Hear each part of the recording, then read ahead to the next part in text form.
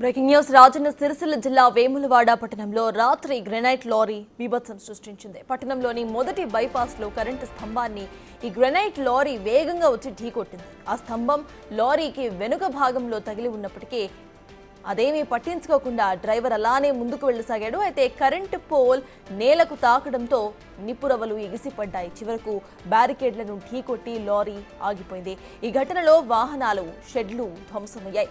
Lorry driver మద్యం మత్తులో ఉండటంతో ఈ ప్రమాదం జరిగిందని స్థానికులు చెబుతున్నారు.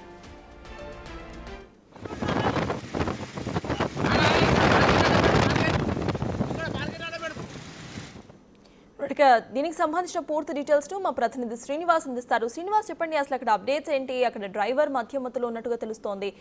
పోలీసులు ఏమంటున్నారు?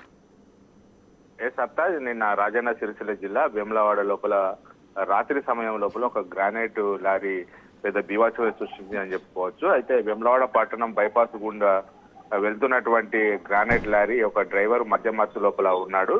ఆ మధ్యమత్తుతో పాటుగా అతివేగంగా వెళ్తున్నటువంటి క్రమం లోపల ఆ గ్రానైట్ లారీ బీభత్సం సృష్టించిందని చెప్పుకోవచ్చు. అయితే బైపాస్ రోడ్ నుంచి వెళ్లేటప్పుడు ఇటు కరెంటు స్తంభాన్ని గ్రానైట్ లారీ అతి వేగంగా ఢీకొన్నది. అయితే గ్రానైట్ లారీ కరెంటు స్తంభాన్ని ఢీకొట్టింది అనేటువంటి సోయి కూడా లేనటువంటి డ్రైవర్ ఆ లారీని అలాగే వెనకాల గ్రానైట్ లారీ వెనకాల స్తంభం, విద్యుత్ స్తంభము ఇరుక్కపోయి ఉన్నా గానీ దాన్ని గమనించకుండా అదే వేగంతో వెళ్తున్నటువంటి సమయం లోపల తిప్పాపూరు గ్రామ సమీపం లోపల ఉన్నటువంటి ఇంటి ముద్ద ఉన్నటువంటి ఆవరణ లోపల ఉన్నటువంటి షెడ్లు, తర్వాత వాహనాలు అన్ని కూడా ధ్వంసమైనటువంటి పరిస్థితి కనబడుతుంది. మొత్తానికైతే లారీ డ్రైవరు మధ్యమత్తు లోపల ఉండడంతోనే ఈ ప్రమాదం జరిగిందని చెప్పి అయితే స్థానికులు చెప్తున్నటువంటి పరిస్థితి. రాత్రి సమయం లోపల ఒకేసారి పెద్ద విద్యుత్ స్తంభం విరిగి గ్రానైట్ లారీ మొత్తం ఇంటి ముందు ఉన్నటువంటి షెడ్లను మొత్తం ధ్వంసం చేసుకుంటూ వెళ్ళడంతో అయితే రాత్రి సమయం లోపల వేములవాడ లోపల ఉన్నటువంటి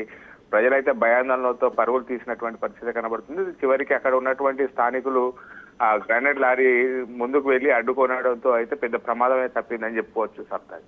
రైట్, థ్యాంక్ యూ శ్రీనివాస్. మొత్తం ఇట్లా